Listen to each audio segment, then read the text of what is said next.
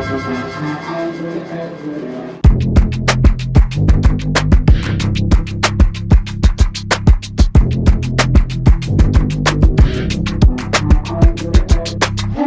大家好，我是子恒。本次视频有点不一样，我们将做一个挑战实验——无人机目标识别精准打击。我们的一个实验规则呢，是需要一个户外的一个空旷的场地。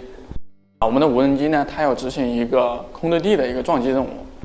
然后无人机框选圆形标靶，然后自动锁定目标，然后进行撞击，然后撞上靶标之后才算挑战成功。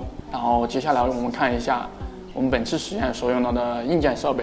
首先呢是 P450开源无人机450轴距，它室内场景内外兼容。这个平台对于科研二次开发也很有帮助。它的普罗米修斯自主无人机开源平台也是免费开源的，非常推荐大家的学习。第二个呢就是视觉传感器，用的是 G1 小吊舱。第三个呢就是 Osbach 机载电脑。第四个呢就是 Mini Homer 图书传电路，它有1公里的图书传距离。最后一个呢就是笔记本电脑，它用于是无人机状态显示以及交互功能。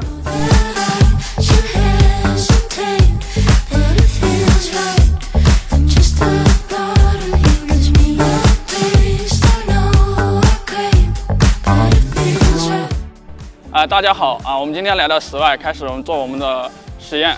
今天最主要的就是我们的这个目标跟踪算法，用的是 KCF。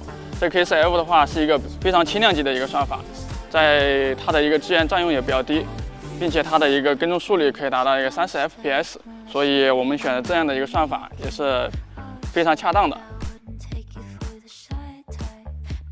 我们接下来就到了那个调试的环节。那么我们首先打开我们的遥控器，打开遥控器之后呢，给我们的飞机上电。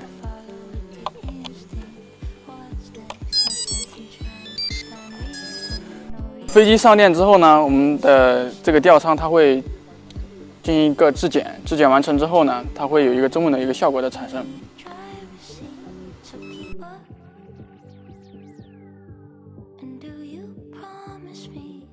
等待我们这个头顶上的这个 GPS 收信完成，它会有一个响声。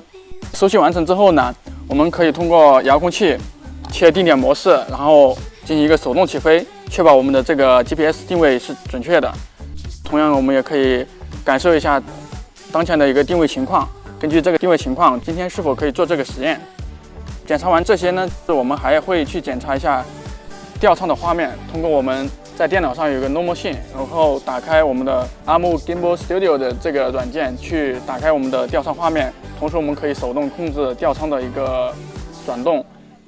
通过这个软件呢，我们可以检测吊舱是否是正常的。同样，我们也会去检查 MyROS 的一个通信情况，同样也会去检查那个每一个 ROS 节点的一个启动情况。检查完上述的所有选项之后呢，就满足了我们今天的一个起飞条件。到时候呢，我们会手动起飞到一定的高度，起飞到一定的高度之后，我们会通过手动框选的方式去框选目标。框选完目标之后，我们会用遥控器切入 Offboard， 让无人机去进入 Offboard 自主飞行模式，也就是撞击的一个状态，然后就撞向目标。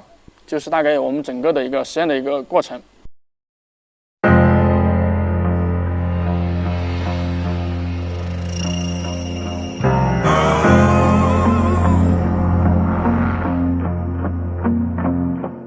It's a long way to the finish line, got a hard road ahead.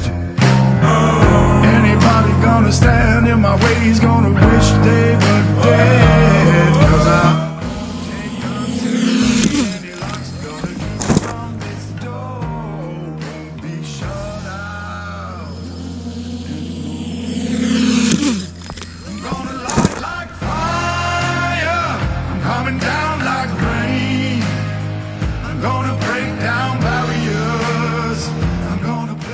哇，还可以。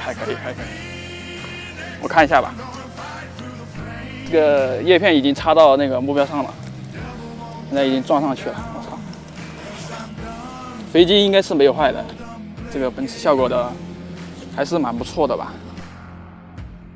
先给它断个电。我们的那个吊舱的话，因为它有减震球嘛，它这块的话应该是没有任何损伤的。这次主要是那个桨叶插到那个目标上面，然后整体应该是没有什么问题的，应该还可以再做实验吧。整体效果还是可以。I'm gonna rise like a phoenix. I'm gonna fight through the flames.